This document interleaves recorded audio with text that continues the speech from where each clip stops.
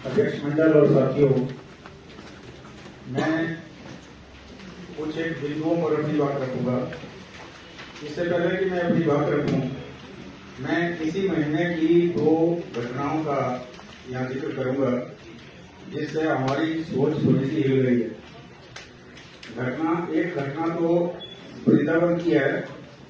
वहां एक नाव में बिना सेफ्टी जैकेट के एक समूह जा रहा था कीर्तन करते हुए नदी में, और नाव उल्ट गई और किसी को सिक्योरिटी वगैरह का बिना कोई इंतजाम किए उस नाव में डाला गया।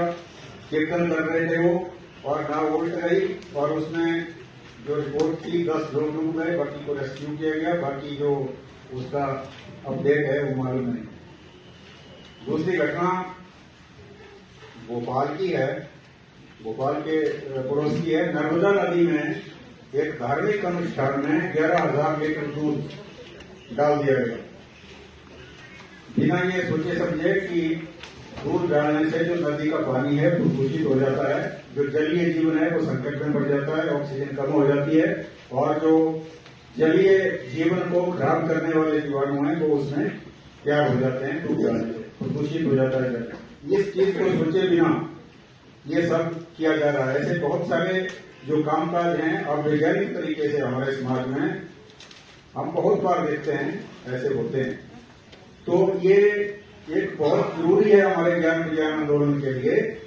एक तर्कशील समाज, एक चीजों को विश्लेषण करने के लिए एक जो समझ है उस तरह के लोगों को तैयार करना, तो ये बहुत जरूरी है ताकि आगे हम एक बेहतर समाज की जो तस्वीर है उसको पूरा कर सके, उसमें कुछ रंग भर सके। अभी इस रिपोर्ट में शिक्षा और ज्ञान विज्ञान का जो दृष्टिकोण है, वैज्ञानिक दृष्टिकोण, इसको लेकर कुछ प्रस्ताव हैं। अभी हमारे राज्य के जो सचिव हैं उन्होंने भी कहा कि ज्ञान विज्ञान के अंदर जरूरी है। जिला सचिव ने भी इसकी जो आवश्यकता है उस पर अपनी बात कही।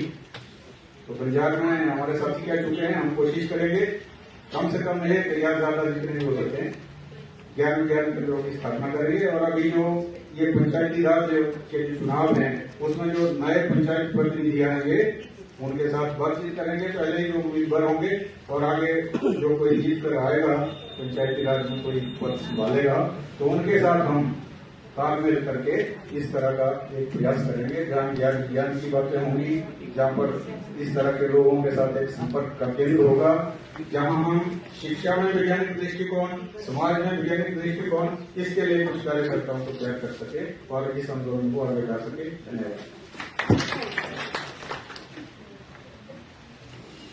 धन्यवाद जी जिला जी। मंच का समय भी हो गया आगे 1:30